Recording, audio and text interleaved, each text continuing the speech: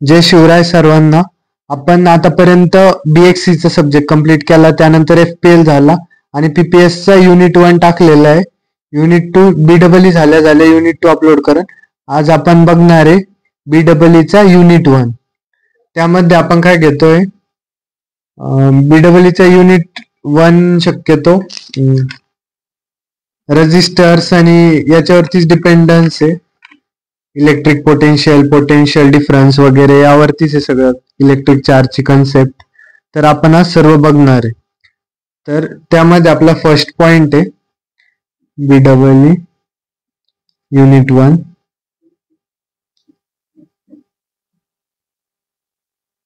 Concept of electric charge. Concept of electric charge.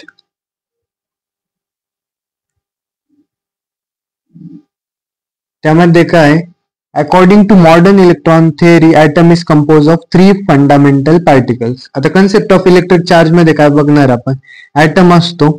Item कशाने बनलेला असतो, 3 फंडामेंटल पार्टिकलने बनलेला असतो.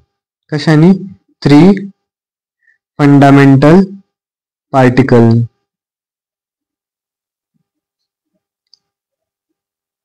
आता ते कोणते कोणते असतात, पहिला असतो न्यूट्रॉन,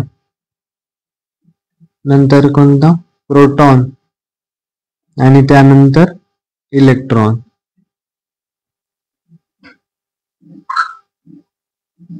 कळलं, 3 फंडामेंटल पार्टिकलने बनलेला असतो ॲटम, न्यूट्रॉन, प्रोटॉन आणि इलेक्ट्रॉन. प्रोटॉन काय असतो, हा प्रोटॉन इज पॉझिटिव्हली चार्ज असतो. त्यानंतर इलेक्ट्रॉन काय असतो, इलेक्ट्रॉन हा निगेटिव्हली चार्ज असतो. आणि न्यूट्रॉन काय असतो, हा न्यूट्रल असतो. ना याच्यावरती पॉझिटिव्ह चार्ज असतो किंवा मग निगेटिव्ह चार्ज असतो, याच्यावरती चार्जेस नसतो, हा काय असतो, न्यूट्रल असतो. झालं इथपर्यंत. त्यानंतर if by some means electron is remove from an atom it will lose negative charge. जर का ॲटम मधनं आपण इलेक्ट्रॉन काढून टाकला तर तो कोणता चार्ज लूज करेल, निगेटिव्ह चार्ज लूज करेल and will become positively charge. कळलं. आता समजा हा ॲटम मधनं काय केलं आपण, एक इलेक्ट्रॉन काढून टाकलं तर ॲटम वरती कोणता चार्ज येईल, पॉझिटिव्ह चार्ज येईल. कळलं. आणि ॲटम मधून, आता समजा हा ॲटम आहे, ॲटम मधनं आपण काय केलं, आता याचे विरुद्ध केलं, ॲटम मधनं काय, इलेक्ट्रॉन बाहेर गेला तर काय येतोय, पॉझिटिव्ह चार्ज. आणि इलेक्ट्रॉन आत आला ॲटम मध्ये तर याच्या ॲटम वरती काय येणार आहे, निगेटिव्ह चार्ज. कळलं. या दोन कन्सेप्ट आहे. As against this, if excess electron is added to an atom, it will become negatively charged. Such negatively charged atom is called anion. हे काय झालं मग, आता हे जे होतं ज्याच्यावरती पॉझिटिव्ह चार्ज आलाय हे काय होतं, कॅटायन. आणि ज्यावरती निगेटिव्ह चार्ज आलाय इथं काय केलं आपण, इलेक्ट्रॉन रिलीज केला आणि याच्यावरती काय आलं, पॉझिटिव्ह चार्ज आला. इथं इलेक्ट्रॉन आपण ऍक्सेप्ट केला म्हणून चार्ज काय आला, निगेटिव्ह आला. आणि याला काय म्हणलं आपण, कॅटायन म्हणलं. आणि ह्या ॲटमला काय म्हणलं आपण, एनायन म्हणलं. आणि हा काय आपला ॲटम. कळलं. त्यानंतर इलेक्ट्रॉन वरती चार्ज किती असतो, इलेक्ट्रॉन चार्ज, इलेक्ट्रॉन वरती चार्ज किती असतो, 1.602 इंटू 10⁻⁻19 कुलम. कळलं. हा झाला इलेक्ट्रॉन वरचा चार्ज. त्यानंतर 1 कुलम कशाचे इक्वल असतं, 1 coulomb equal to charge on 6.24 into 10⁻18 इलेक्ट्रॉनच्या इक्वल असतं. कळलं. 1 coulomb equal to charge on 6.24 into 10⁻18 electron. इथपर्यंत झालं. त्यानंतर आपला नेक्स्ट पॉइंट काय आता, इलेक्ट्रोमोटिव्ह फोर्स अँड करंट. कोणता नेक्स्ट पॉइंट आहे, electromotive force and current. Electromotive force and current. कळलं?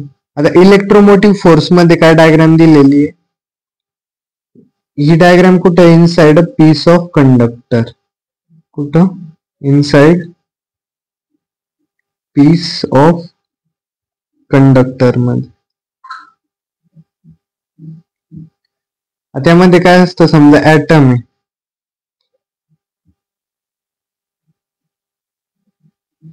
हे काय असतं, त्याच्या साईडला फ्री इलेक्ट्रॉन असतं.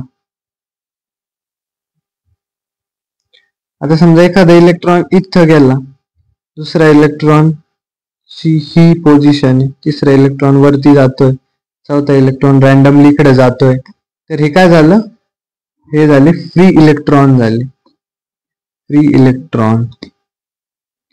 कळलं? आता इलेक्ट्रॉन कुठं पण मूव्ह करू शकतो, आणि एखाद्याची पोझिशन ही झाली, दुसऱ्याची ही झाली, तिसऱ्याची ही झाली, चौथ्याची ही झाली, तर तसं मूव्ह करता इलेक्ट्रॉन. त्यानंतर यामध्ये आपला फर्स्ट पॉइंट काय,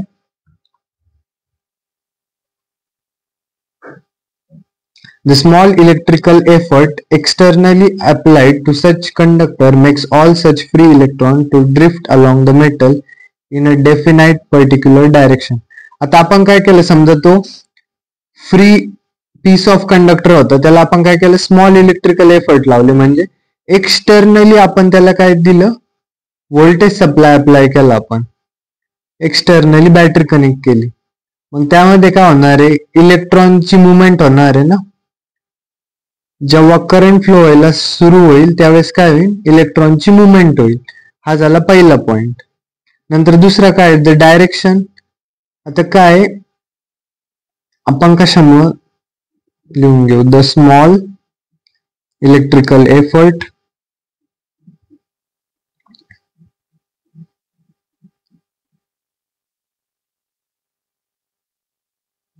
externally applied to such conductor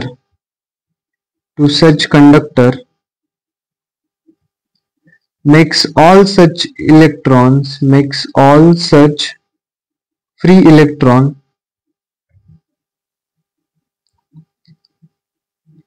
to drift along the metal in a definite particular direction.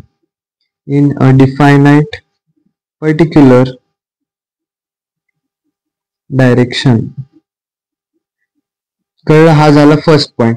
त्यानंतर सेकंड पॉइंट काय, the direction depends on how the external electrical effort is applied. आता direction कशावरती depend करते, की तुम्ही जे electrical effort लावताय, electrical effort जे लावताय तुम्ही, त्यावरती आपली काय डिपेंड करते, डायरेक्शन डिपेंड करते. तुम्ही कोणत्या डायरेक्शनने लावताय त्यावरूनच आपण इलेक्ट्रॉनची मुवमेंट डिसाइड करू शकतोय. त्यानंतर काय, such electrical effort may be an electrical cell connected across the two ends of a conductor. Next point काय, an electrical effort required to drift the free electrons in one particular direction in a conductor is called as electromotive force. आता आपल्याला ईएमएफच बघायचं होतं ना, EMF ची definition काय होती ते बघायचं होतं. मग ईएमएफ ची डेफिनेशन काय होता, and electrical effort required to drift the free electrons in one particular direction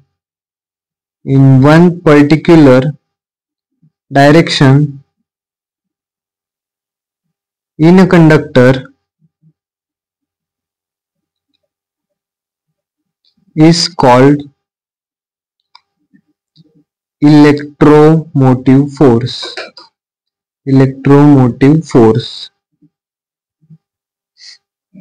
कळलं? An electrical effort required to drift the free electrons in one particular direction in a conductor is called electromotive force. EMF कळलं? EMF ला कशाने denote करतो आपण, E ने denote करतो, आणि हे कशामध्ये मेजर केलं जातं, वोल्ट्स मध्ये. वोल्ट्स मध्ये मेजर केलं जातं आणि डिनोटेड कशाने होतं, ई ने डिनोटेड होतं. Thus, EMF is an electromotive force which converts any other form of energy into electrical energy. आता काय EMF काय एक इलेक्ट्रोमोटिव्ह फोर्स आहे विच कन्वर्ट्स काय करतो converts any other form of energy into and electrical energy. कोणत्या पण एनर्जीच्या फॉर्मला तो कशात करतो इलेक्ट्रिकल मध्ये कन्वर्ट करतो त्याला काय म्हणायचं electromotive force. There is a flow of electrons from negative to positive of the cell externally through the conductor across which the cell is connected. This movement of electron is called as electric current. आता आपल्याला next काय बघायचंय electric current. Electric current काय असतं नेमकी electric current flow of electrons असतो from negative to positive of a cell. Electrons कुठून move होता negative to positive of a cell externally through the conductor across which the cell is connected. आता बघ electrons कडून negative to positive of a cell चालले ना ह्याच मुवमेंटला काय होतं निगेटिव्ह टू पॉझिटिव्ह कडे मूव्ह होता आणि इलेक्ट्रॉन त्यालाच काय म्हणतो आपण इलेक्ट्रिक करंट. कळलं का इलेक्ट्रिक करंट कळलं. त्यानंतर आपला नेक्स्ट पॉइंट आहे relation between charge and current. Next point काय आपला relation between charge and current. Relation between charge and current. आता चार्ज आणि करंट मध्ये काय रिलेशन आहे ते बघायचंय. करंट काय असतं current can be define as rate of flow of charge. करंटला काय लिहितो आपण rate of flow of charge. BEE unit 1च्या नोट्स वेबसाईट वरती अपलोड केलेले आहे. तर तुम्हाला जर का हे जे शिकवताना मी जे लिहितोय ते PDF मधनं शिकवतोय तर तुम्ही जर का ती झेरॉक्स मारलेली असेल किंवा डाउनलोड केलेली असेल तर तुम्हाला ते बघून शिकण्यामध्ये इझी जाईल. तर एक सजेशन राहील की ती डाउनलोड करून घ्या PDF आणि ओपन करून बसा हे लेक्चर करताना म्हणजे तुम्हाला सगळं कळन की मी PDF मधून शिकवतोय आणि बघून शिकायला इझी जाईल. करंट कळलं. त्यानंतर काय युनिट ऑफ करंट काय असतं unit of current is ampere. Unit of current काय एम्पियर. आता करंटला काय लिहू शकतो आपण चार्ज पर युनिट टाइम आणि याचं युनिट काय एम्पियर. आता क्यू काय असतो चार्ज असतो आणि आय असतं ऍव्हरेज करंट. इथं आय काय ऍव्हरेज करंट. त्यानंतर क्यू काय टोटल चार्ज ट्रान्सफर्ड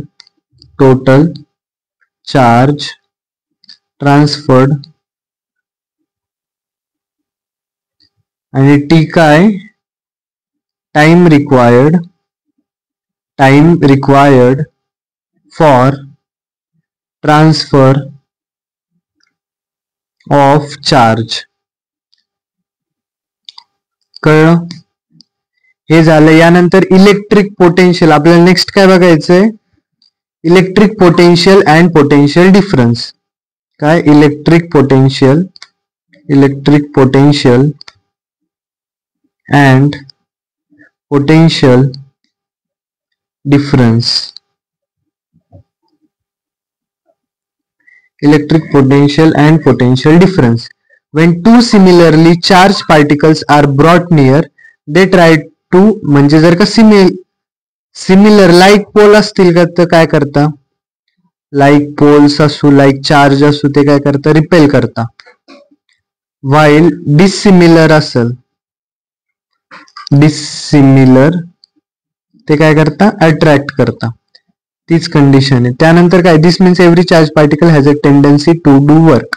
आता एव्हरी चार्ज पार्टिकल कडे काय असते, टेंडन्सी टू डू वर्क असते. Every charge particle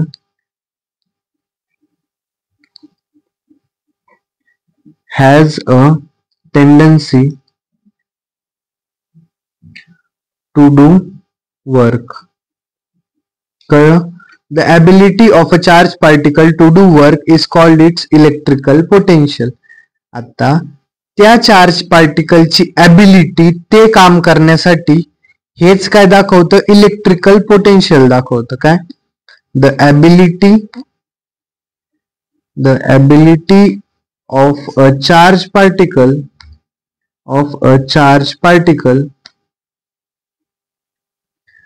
to do work is called its electrical potential.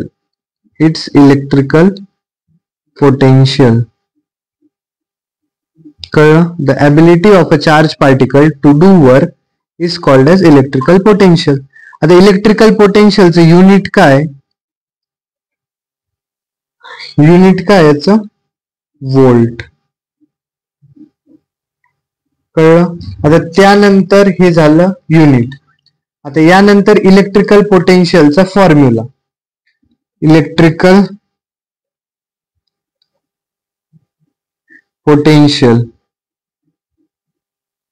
चा फॉर्म्युला काय, work done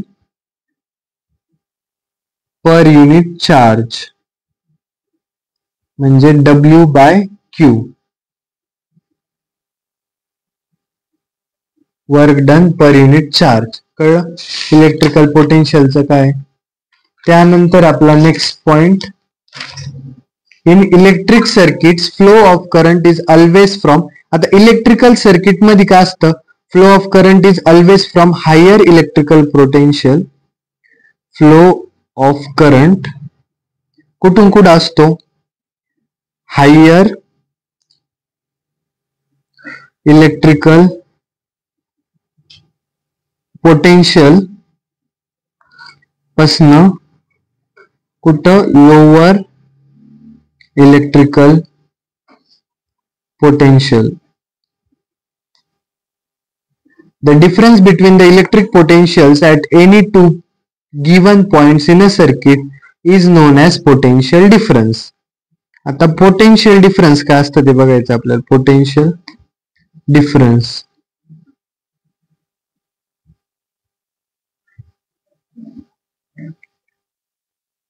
the difference between the electric potential at any two given points. कळलं? The difference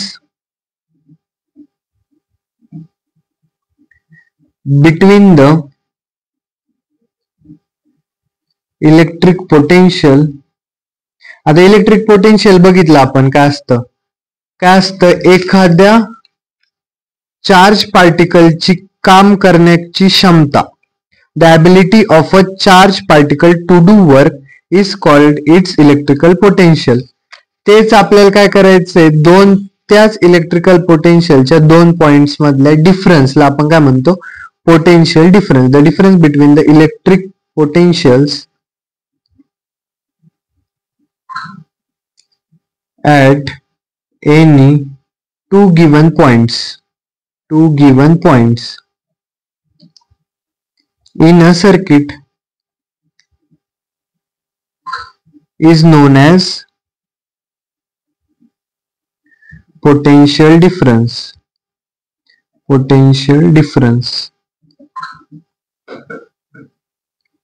कळलं potential difference काय असतं. त्यानंतर this is also called voltage between the two points and measured in volts. याला आपण काय म्हणतो, व्होल्टेज बिटवीन टू पॉइंट्स पण म्हणू शकतो. आणि हे कशामध्ये मेजर्ड केलं जातं, व्होल्ट्स मध्ये. काय, मेजर्ड इन व्होल्ट्स. आणि सिम्बॉल काय याचा, V.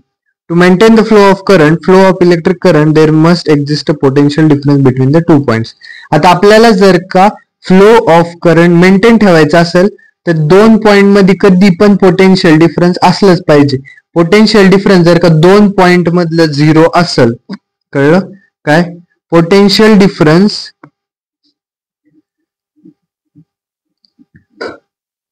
बिटवीन टू पॉइंट्स जर का काय असेल 0 असेल, पोटेन्शियल डिफरन्स बिटवीन 2 पॉइंट जर का 0 असलं तर तिथं फ्लो ऑफ करंट असन का नसन? फ्लो ऑफ करंट नसणार आहे. कळलं? करंट फ्लो होण्यासाठी पोटेन्शियल डिफरन्स 2 पॉइंटचा डिफरंट पाहिजे. 2 पॉइंटचा पोटेन्शियल डिफरन्स जर का डिफरंट असला तरच करंट फ्लो होईल. जर का पोटेन्शियल डिफरन्स 2 पॉइंट मधला 0 असला तर करंट फ्लो होईल का? करंट फ्लो नाही होणार.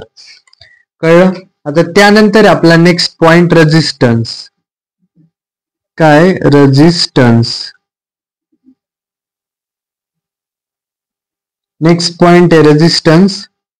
रेजिस्टन्स मध्ये काय लिहिणार आपण? First point, the property of an electric circuit opposing the flow of current. काय? The property of electric circuit opposing the flow of current. Flow of करंटला अपोज करतं त्याला आपण काय म्हणतो? रेजिस्टन्स. जर करंट फ्लो होत असेल तर ते त्याच्या विरुद्ध काम करतं, त्यालाच काय म्हणतो? रेजिस्टन्स. आता काय next point, the resistance is denoted by symbol R. याचा सिम्बॉल काय रेजिस्टन्सचा? सिम्बॉल आहे R and is measured in कशामध्ये असतं? ओम मध्ये मेजर केलं जातं. हे झालं. If the material is a conductor it resistance is less while it is insulator. आता मटेरियल जर का काय असेल? कंडक्टर. कंडक्टरचं काय असतं? रेजिस्टन्स. कंडक्टरचा रेजिस्टन्स हाय असतो आणि इन्सुलेटरचा रेजिस्टन्स नाही, कंडक्टरचा रेजिस्टन्स लेस असतो आणि इन्सुलेटरचा रेजिस्टन्स हाय असतो.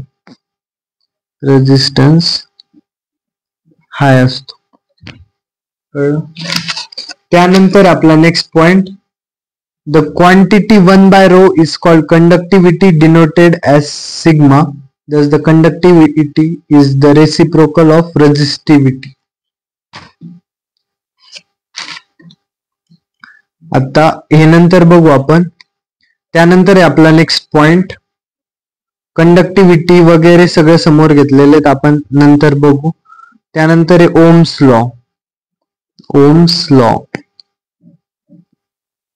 The Ohm's law gives relationship between the potential difference. आता Ohm's law काय दाखवतो? रिलेशनशिप दाखवतो. रिलेशनशिप बिटवीन कशामध्ये रिलेशनशिप दाखवतो? पोटेन्शियल डिफरन्स, त्यानंतर करंट आणि रेजिस्टन्स. कळलं का? पोटेन्शियल डिफरन्स, करंट आणि रेजिस्टन्स या 3 गोष्टींमध्ये रिलेशनशिप दाखवणारा लॉ कोणता? Ohm's law. त्यानंतर ओम्स लॉ काय सांगतो? It states that the current flowing through the electric circuit. काय? Current flowing through the electric circuit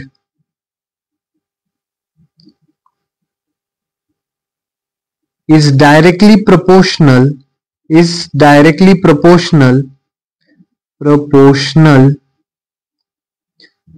to the potential difference. म्हणजे करंट जे फ्लो होतं इलेक्ट्रिक सर्किट मध्ये ते डायरेक्टली प्रोपोर्शनल कशाला आहे? पोटेन्शियल डिफरन्सला आहे. Across the circuit and inversely proportional to the resistance of the circuit. Provided काय असलं पाहिजे, temperature remains constant, temperature remains constant. कळलं का? यालाच आपण मॅथमॅटिकली कसं दाखवू शकतोय, मॅथमॅटिकली कसं दाखवू शकतोय, I is directly proportional to potential difference but inversely proportional to resistance, where आता I is directly proportional to V by R झालं. कळलं? आता समजा करंट काय इथं, I काय करंट आहे, V काय व्होल्टेज अप्लाइड आहे आणि R काय रेजिस्टन्स आहे.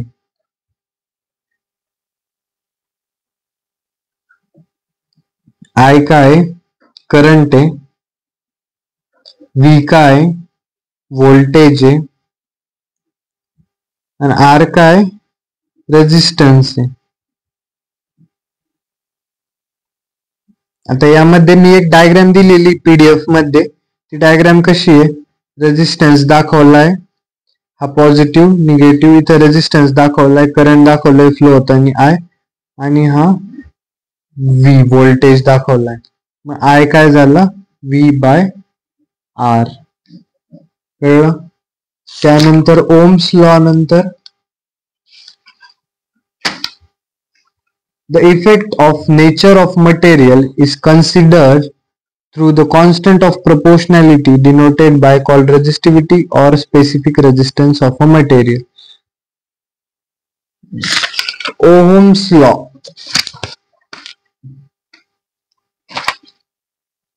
हा पॉइंट रेजिस्टन्सचा राहिला होता. रेजिस्टन्स मध्ये काय, R equal to rho L by A असतं.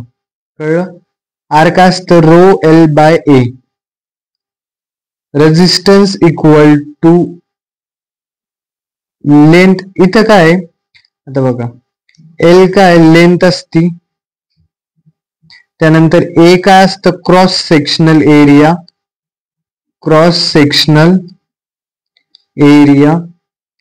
त्यानंतर रो काय असतं, resistivity in Ohm's metre.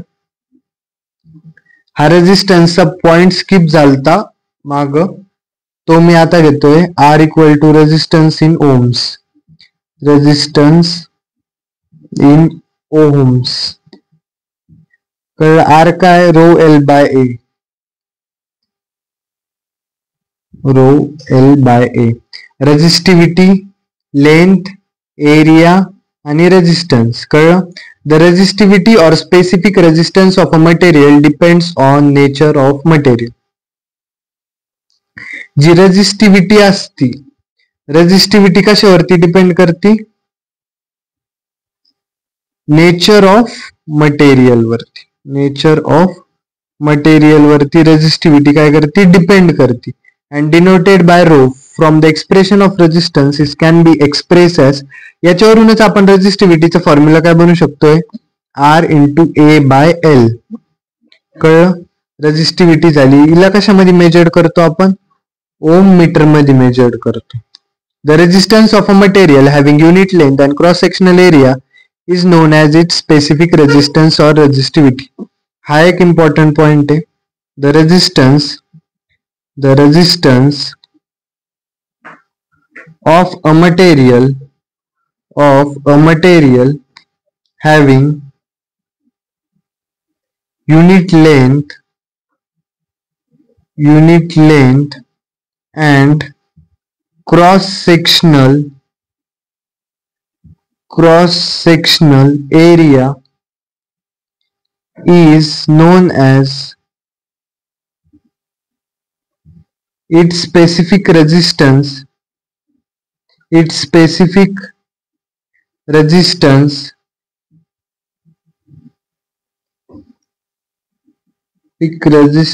or resistivity. कळलं का? The resistance of a material having unit length काय, युनिट लेंथ आहे आणि क्रॉस सेक्शनल एरिया आहे, is non as its specific resistance or resistivity. कळलं? त्यानंतर नेक्स्ट पॉइंट आपला कंडक्टन्स काय असतो ते.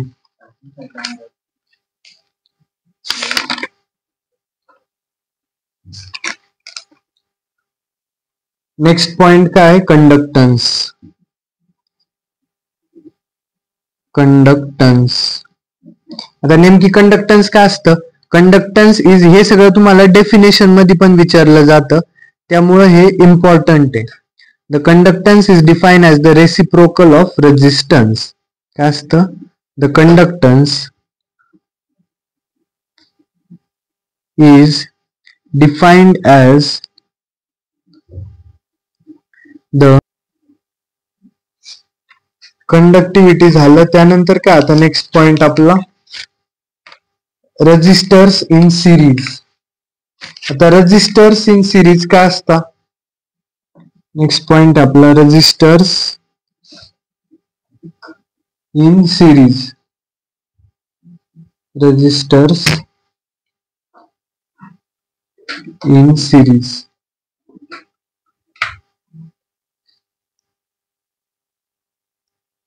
Figure shows 3 resistors. आता आपल्याला काय करायचं, रेजिस्टर्स इन सिरीज कसं दाखवता येईल. फिगर काढायची, 3 रेजिस्टन्स दाखवले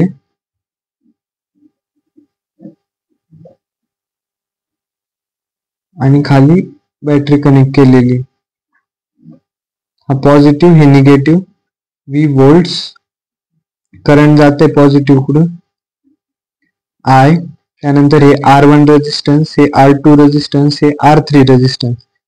plus minus plus minus plus minus. V1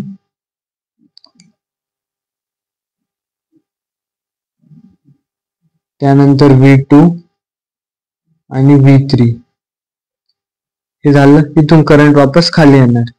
the figure मध्ये काय दाखवलंय, R1 R2 R3 हे कशामध्ये कनेक्टेड आहे, सिरीज मध्ये connected. The end of one resistor, आता आपण कधी म्हणू शकतोय की हे सिरीज मध्ये कनेक्टेड आहे, जेव्हा the end of one register is connected to the end of another resistor to form a link. त्यानंतर ऑल द एलिमेंट, जेव्हा एक एंड हा रेजिस्टर झाला, याचा एंड कशाला कनेक्टेड आहे, नेक्स्ट रेजिस्टरला. त्यानंतर याचा एंड कशाला कनेक्टेड आहे, रेजिस्टन्स 2 चा रेजिस्टन्स 3 ला. तर एकामेकाला एंड कनेक्ट असता, तर याला काय म्हणतो आपण, रेजिस्टर्स इन सिरीज. आता नेक्स्ट पॉइंट आहे, all the elements in a series link are connected in this manner, therefore series circuit is also called as end to end or cascade connection. यालाच काय म्हणू शकतो आपण, सिरीज रेजिस्टर्सला end to end connected असताना end to end or cascade connection पण म्हणतो आपण.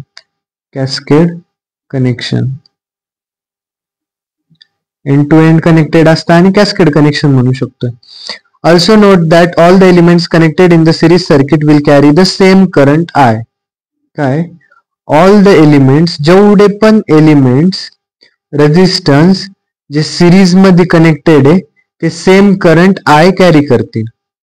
Also note that all elements connected in the series circuit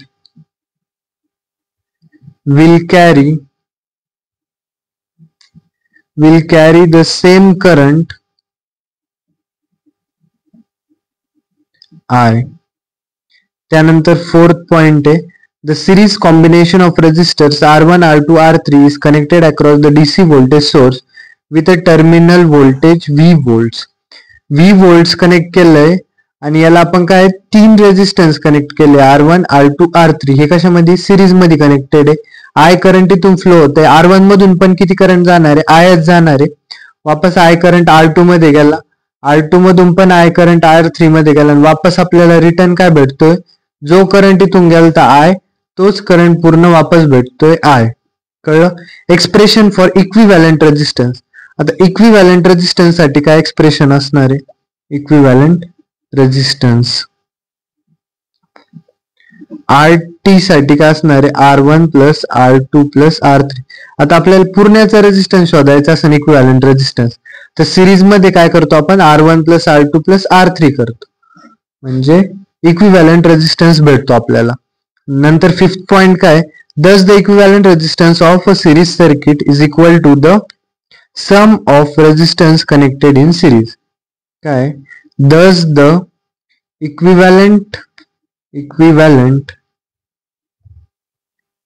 resistance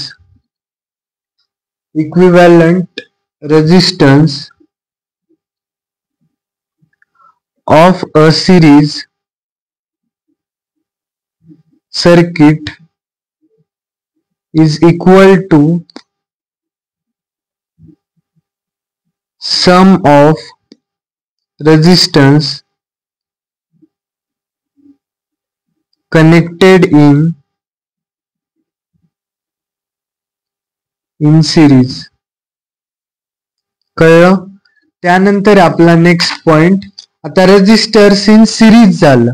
आता नेक्स्ट पॉइंट काय? Resistance in parallels. कशात बघायचं आपल्याला? रेजिस्टर्स इन पॅरलल मध्ये बघायचं.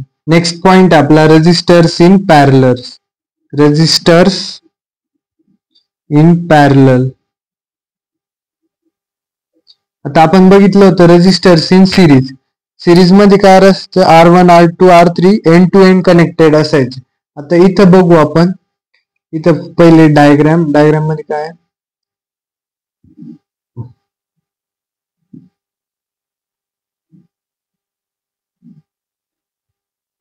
इथं पण आपण 3 रेजिस्टन्स घेतलेले, R1 R2 आणि R3. आता हे कोणतं झालं? R1, हा R2 आणि हा R3. इथं आपण व्होल्टेज दाखवलं प्लस मायनस. आता इथून करंट गेलं पॉझिटिव्ह कडून, I करंट गेलं. जे I ते आता इथं डिवाइड होणार आहे आणि ह्या साईडला पण डिवाइड होणार आहे. समजा खाली I1 गेलं, नंतर इथं आलं, त्यानंतर इथून खाली काय गेलं? I2 गेलं, आणि R3 मधून किती चाललंय? I3 गेलं, आणि शेवटला हे सगळं कंबाईन होईल I1 इथं येईल, त्यानंतर इथं I2 येईल, त्यानंतर इथं I3 येईल, आणि हे सर्व कंबाईन होऊन वापस काय भेटणार आहे तुम्हाला? I करंट भेटणार. म्हणजे जो करंट इथून जातो पॉझिटिव्ह टर्मिनल कडून, तितकाच करंट तुम्हाला रिटर्न मध्ये भेटतो. आता इथं R1 मध्ये I1 गेला, R2 मध्ये I2 गेला, R3 मध्ये I3 गेला, आणि शेवटला तुम्हाला किती भेटला? सगळं ऍड करून IS करंट वापस भेटला. दॅट मीन्स आता नेक्स्ट पॉइंट काय? In parallel connection resistors are connected across each other. त्याच्यामध्ये फर्स्ट पॉइंट काय? In parallel connection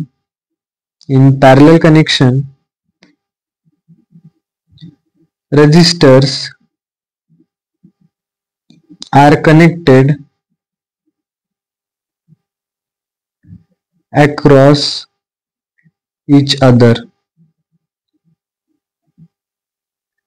Next point काय? That means one end of each resistor is connected to a junction point A.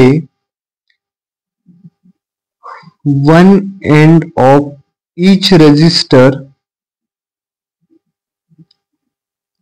is connected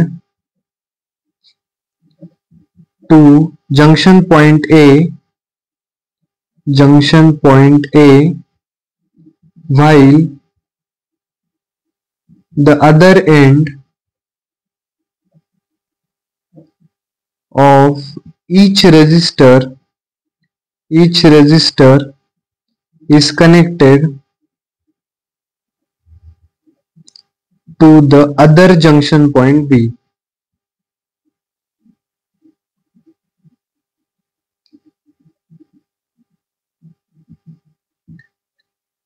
कळलं का? One end of each resistor is connected to the junction point A, while the other end of each resistor is connected to the other junction point B.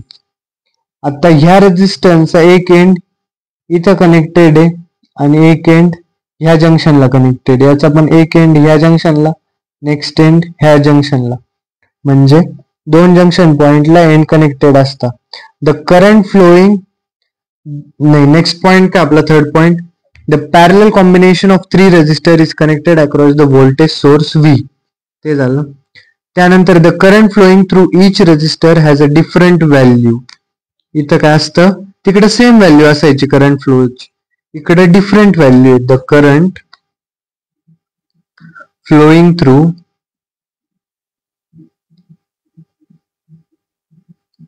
each resistor has different value but the voltage across each resistor is the same V volts असतं. ते किती असतं, V volts असतं. It can be proved that, म्हणजे प्रत्येक resistance मधून जे current flow होतंय ते डिफरंट आहे. काय I1 I2 I3 आहे, पण व्होल्टेज काय असणार आहे, सेम असणार आहे. It can be proved that the value of the equivalent resistance आहे. इथे इक्विव्हॅलंट रेजिस्टन्स काय असतं, equivalent, next point equivalent resistance. तिकडे काय असायचं आपलं R1 plus R2 plus R3, पण इथं काय 1/R equivalent equal to 1/R1 plus 1/R2 plus 1/R3. कळलं. आणि लास्ट पॉइंट काय, the equivalent resistance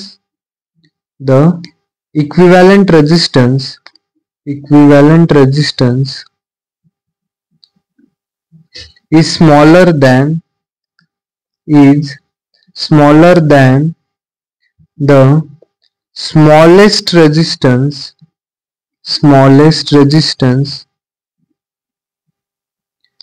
in the parallel circuit.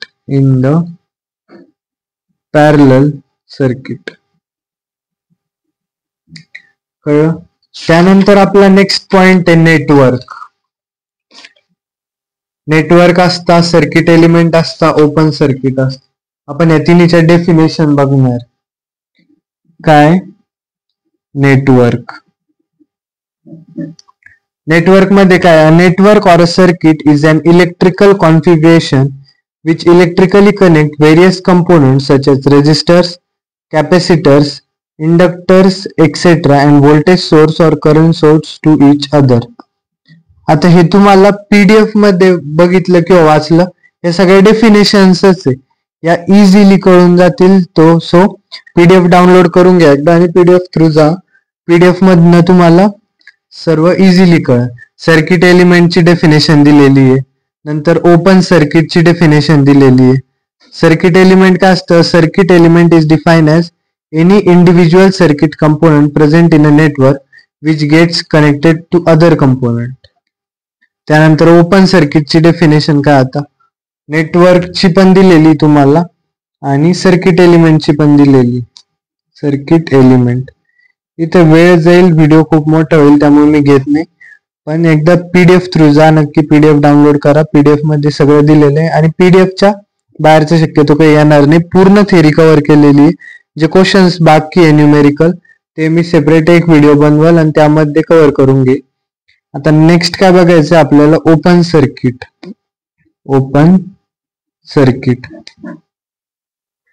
आता ओपन सर्किट काय, 2 points in a circuit are said to be open circuited if there is no circuit element or direct connection between them,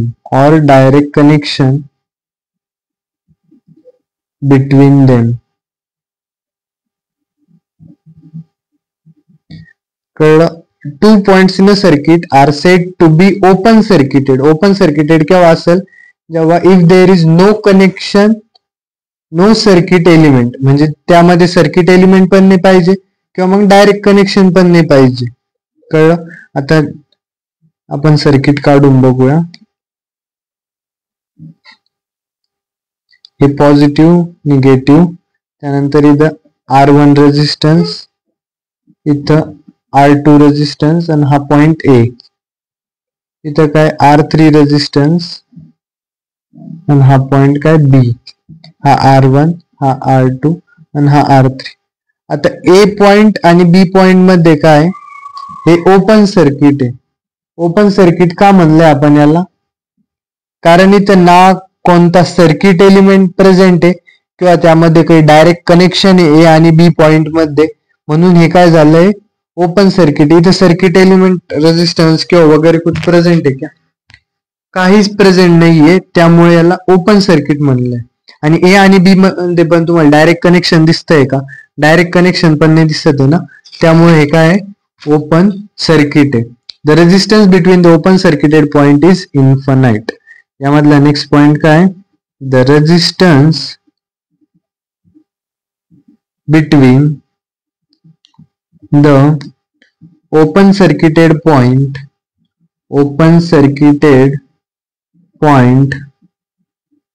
is काय असतो, infinite असतो. RAB resistance between A and B काय असतो, infinite. कळलं इथपर्यंत सगळं. यानंतर आपला पॉइंट आहे शॉर्ट सर्किट. शॉर्ट सर्किट नेमकी काय असतं, two points in a circuit are said to be short circuited when they are connected to each other by a good conducting wire. काय, आपण पहिले थेरी लिहून घेऊ. To points in a circuit are said to be short circuited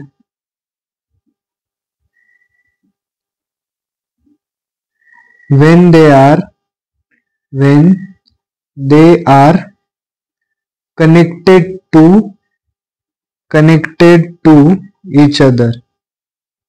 each other by a good conducting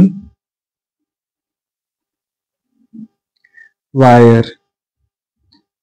कळलं का, दोन पॉइंटला आपण कधी म्हणतो की ते शॉर्ट सर्किटेड आहे, जेव्हा ते कनेक्टेड राहील एकामेकांना by a good conducting wire.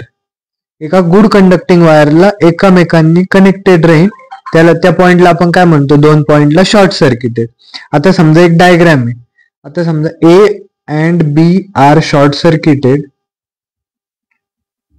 A आणि B ला आपण कधी शॉर्ट सर्किटेड म्हणू, एका डायग्राम वरून सांगतो.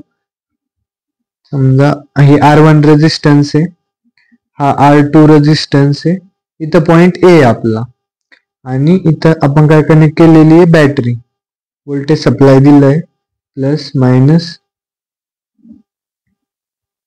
आणि इथं पण एक रेजिस्टन्स आहे. हा कोणता, R1, हा R2 आणि हा R3 रेजिस्टन्स आहे. हे झालं रेजिस्टन्स. आता इथून हा कोणता पॉइंट आपला, B पॉइंट आहे. मग आपण कधी म्हणू शकतोय, जेव्हा A आणि B शॉर्ट सर्किटेड कधी म्हणू शकतोय, जेव्हा A आणि B कशाने कनेक्टेड राहील, गुड कंडक्टिंग वायरनी. मग आपण समजा A आणि B ला कनेक्ट केलं, तर मग A आणि B काय झाले, तर शॉर्ट सर्किटेड झाले. काय झाले, A आणि B काय झालं, आर शॉर्ट सर्किटेड. कळलं का. यानंतर शॉर्ट सर्किट मधले जे दोन पॉइंट आहे त्यामधला रेजिस्टन्स काय असतो. आता इथं रेजिस्टन्स आहे का, मग resistance between A and B काय असतो, 0 ओम असतो. कळलं. त्यानंतर आपला नेक्स्ट पॉइंट काय असतो, ब्रांच. BRANCH ब्रांच असतो. आता ब्रांच काय असतं नेमकी, a branch of a network is defined as the group of elements. आपण थेरी लिहून घेऊ. A branch of a network is defined as the group of elements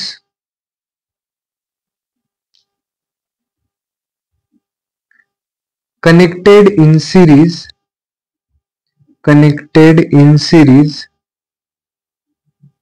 or parallel and which has two terminals from connection,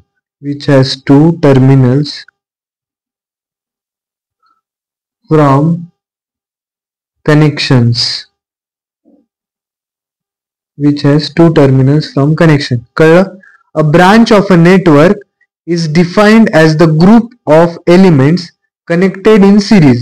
काय असतं? Group of element कशात connected असतो? Series or parallel and which has two terminal from connections.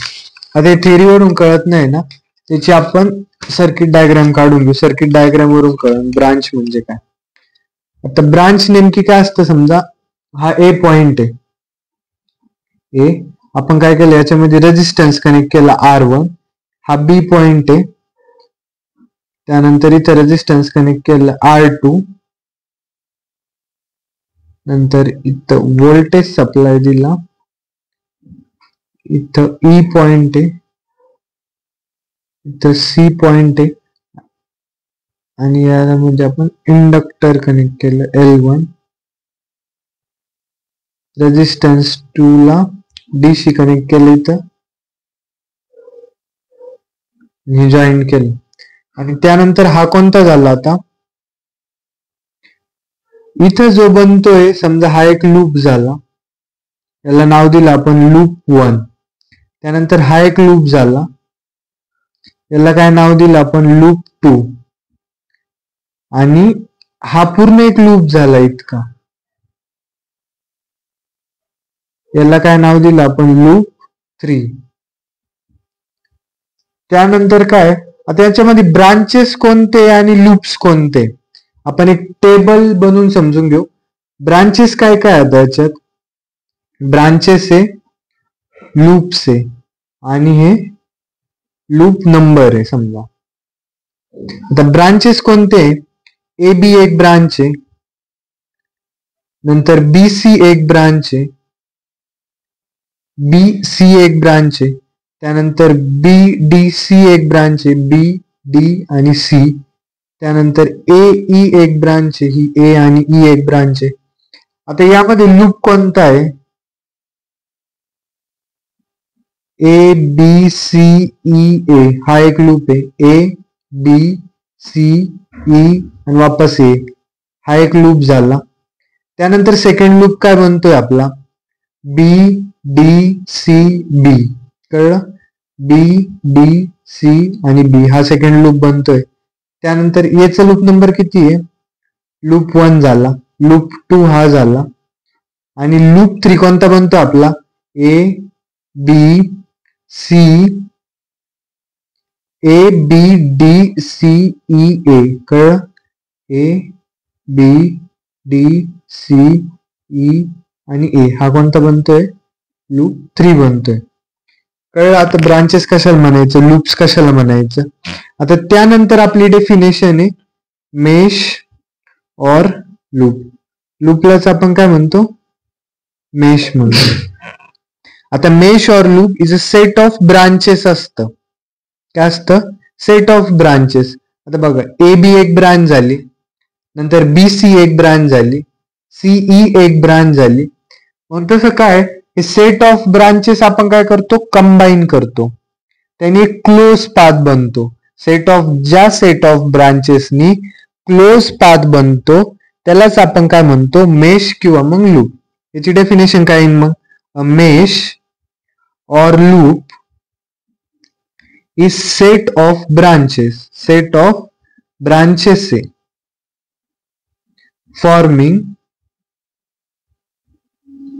A close path in a network. तर example काय घेतलं आपण? ए B C E ए हे आपण काय घेतलं? एक्झाम्पल घेतलं. त्यानंतर काय आपलं नेक्स्ट पॉइंट? नोड और जंक्शन. काय? नोड और जंक्शन. द मेश और लूप कळलं. त्यानंतर नोड और जंक्शन काय असतं? It is a common point in a network at which two or more branches meet. It is a common point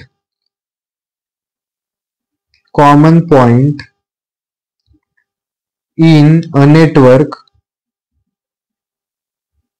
at which two or more branches meet. कळलं?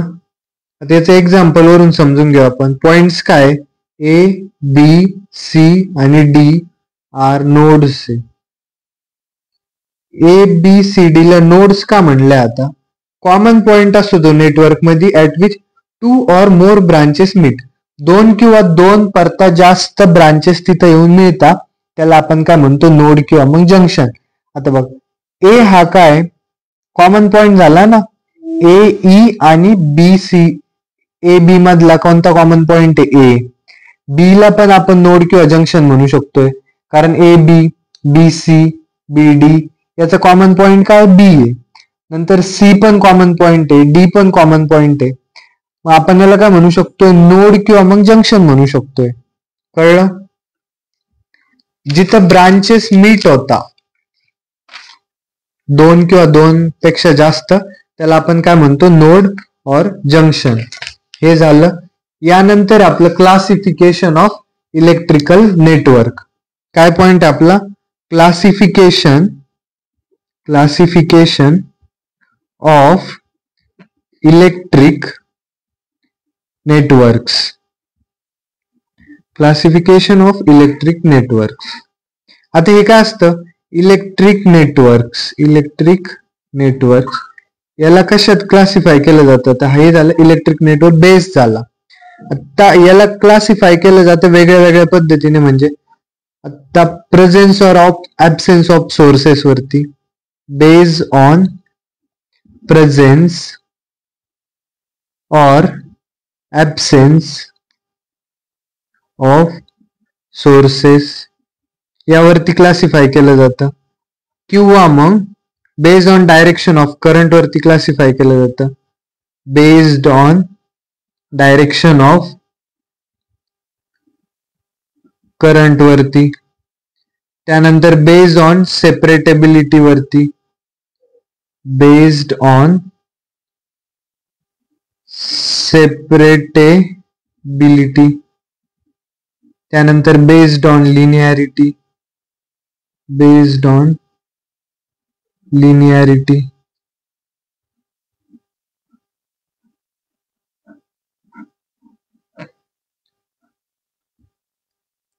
त्यानंतर आता याचं काय? Presence or absence of sources मध्ये electric नेटवर्कला दोन गोष्टीत classify केलं जातं. कोणती? ऍक्टिव्ह असती, ऍक्टिव्ह नेटवर्क म्हणून असतं, आणि दुसरं काय असतं? पॅसिव्ह नेटवर्क म्हणून असतं. Passive network. कळलं? एक काय असतं? ऍक्टिव्ह नेटवर्क आणि दुसरं असतं पॅसिव्ह नेटवर्क. त्यानंतर आता based on direction of current. Direction of current वरती इलेक्ट्रिकल नेटवर्कला दोन गोष्टीत क्लासिफाय केलं जातं. पहिली कोणती? Bilateral network. आणि दुसरी कोणती? Unilateral network. कळल्या का दोन गोष्टी? बायलॅटरल आणि युनिलॅटरल. आपण काय करणार आहे? प्रत्येक गोष्टीला डीप मध्ये स्टडी करणार आहे. ऍक्टिव्ह नेटवर्क काय असतं, पॅसिव्ह नेटवर्क काय असतं, बायलॅटरल काय असतं, युनिलॅटरल काय असतं. फक्त एकदा समजून घ्या की क्लासिफाय कसं होतं. आता सेपरेटेबिलिटी वरती काय आहे? दोन गोष्टी क्लासिफाय होतो वापस, लम्प नेटवर्क आणि डिस्ट्रीब्युटेड नेटवर्क. लम्प आणि डिस्ट्रीब्युटेड ही झाली दुसरी. आता त्यानंतर बेस्ड ऑन लिनियरिटी काय राहील? एक तर लिनियर नेटवर्क किंवा मग काय असं non linear network.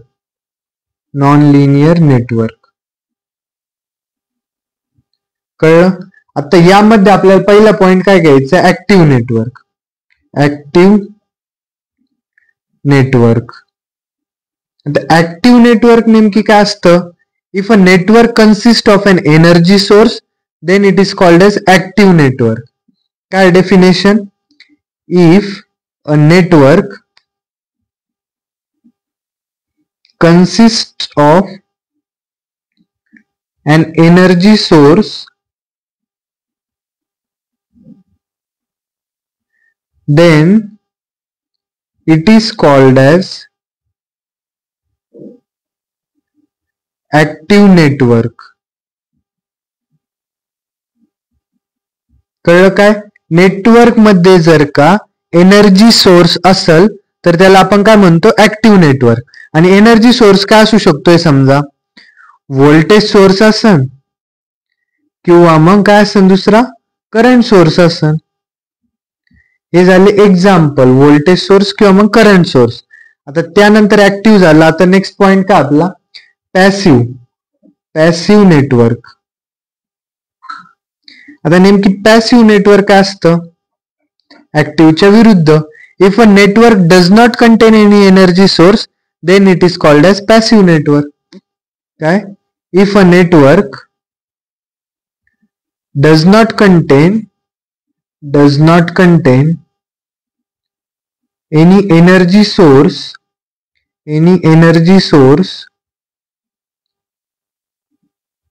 then it is called as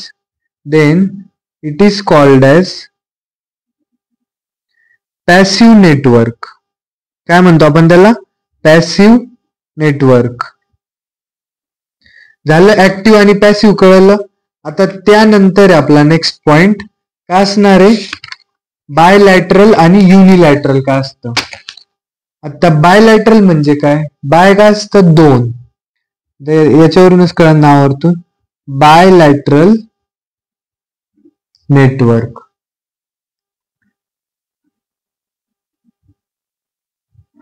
Bilateral network. Bilateral network is a network whose characteristics or response does not depend on the direction of current through the various elements on it. Resistive network are bilateral type.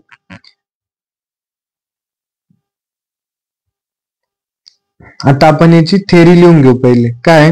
Bilateral network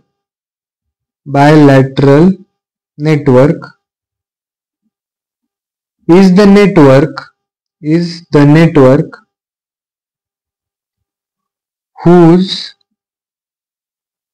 characteristics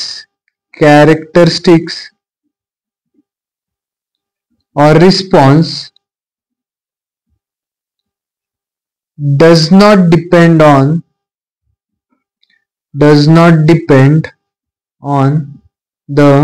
direction of current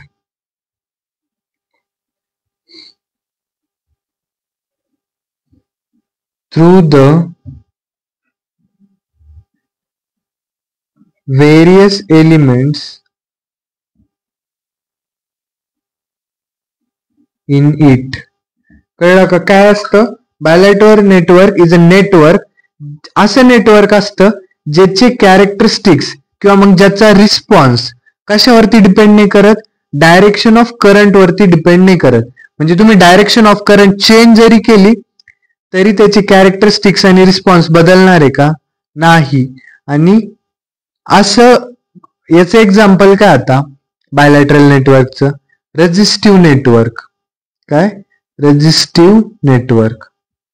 आता हे काय असतं? Current कोणत्या पण साईडने गेलं तरी याचं रिस्पॉन्स किंवा कॅरेक्टरिस्टिक्स चेंज होणार आहे का? नाही होणार. म्हणून आपण त्याला काय म्हणतो? Bilateral network.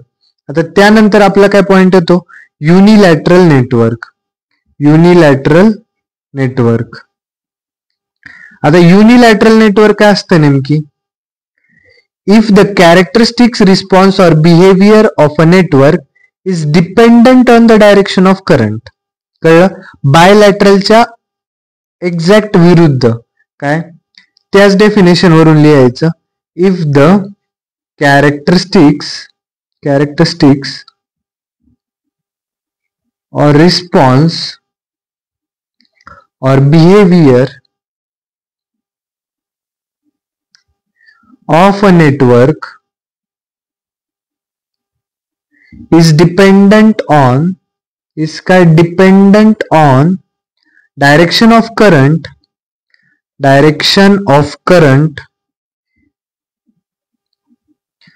through its elements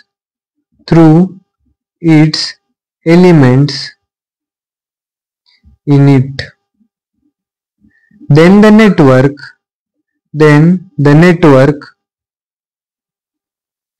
is called as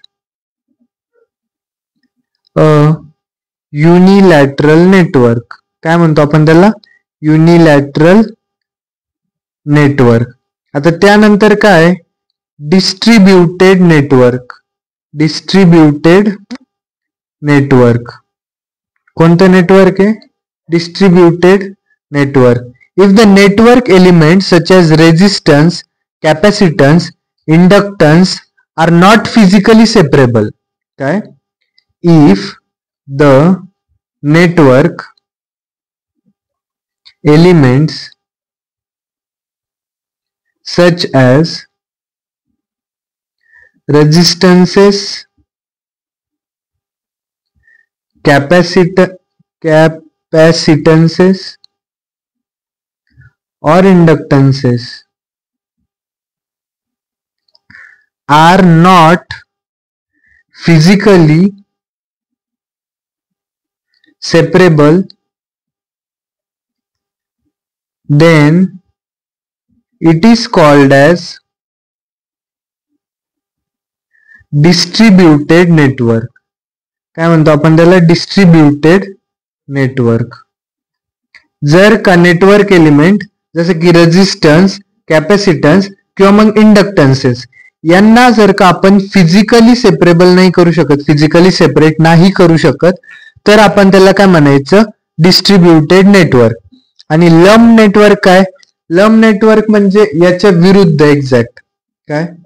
लंब्ड network. आता लंब नेटवर्क काय असतं? If the network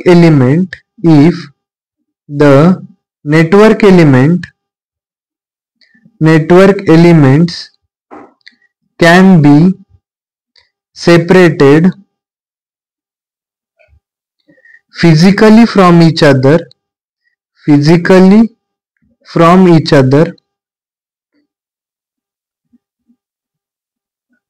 then they are called as lumped network.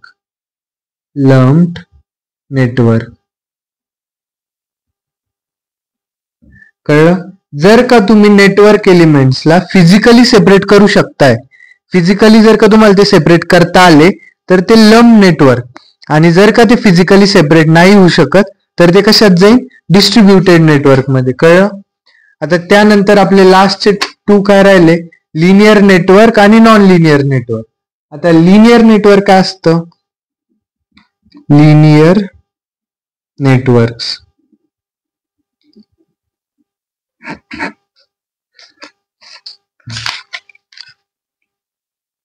Linear network काय असतं? If the characteristics parameters such as resistances, capacitances, inductances, etc.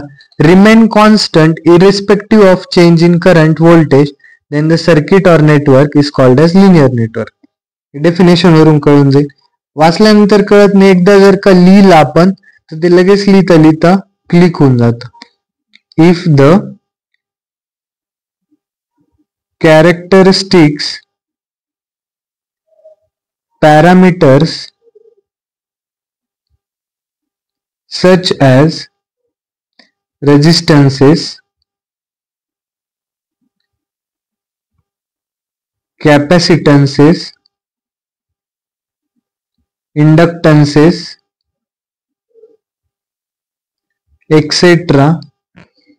remain constant irrespective of changes in current, voltage, etc. then the circuit or network is called as linear network. कळलं? जर का characteristics किंवा मग parameter कसे रेजिस्टन्सेस capacitance काय म्हणलो मी, जर का कॅरेक्टरिस्टिक्स पॅरामीटर्स कसे रेजिस्टन्सेस कॅपॅसिटन्सेस आणि इंडक्टन्सेस, आपण जर का करंट आणि व्होल्टेज चेंज केलं तरी पण ते कॉन्स्टंट राहत आहे. करंट आणि व्होल्टेज जरी चेंज झालं तरी रेजिस्टन्स कॅपॅसिटन्सेस आणि इंडक्टन्सेस जर का कॉन्स्टंट राहत आहे, त्यांची व्हॅल्यू जर का चेंज होत नाहीये, तर ते कशात जाता, लिनियर नेटवर्क मध्ये. आणि याच्याच विरुद्ध काय येईल मग, नॉन लिनियर नेटवर्क. काय, नॉन लिनियर नेटवर्क. आता नॉन लिनियर नेटवर्क काय येईल मग, if the parameters of a network change their values